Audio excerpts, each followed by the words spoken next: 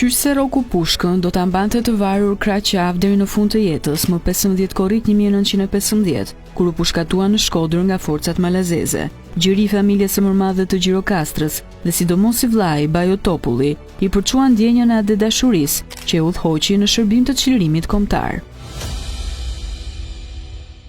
Lufta e mashkullorës është faqja e lavdishme e lëvizjes kombëtare shqiptare, ku Qerqis Topulli shpalosi zotësinë e tij luftarake, duke drejtuar çetën që vrau Bimbashin.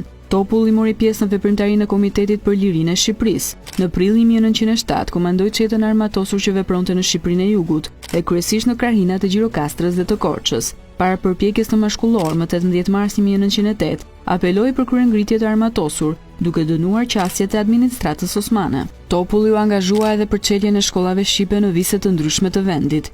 Pas shpalljes së pavarësisë, u vu në shërbim të qeverisë së parë dhe vijoi të luftonte për mbrojtjen e tërësisë territoriale të vendit.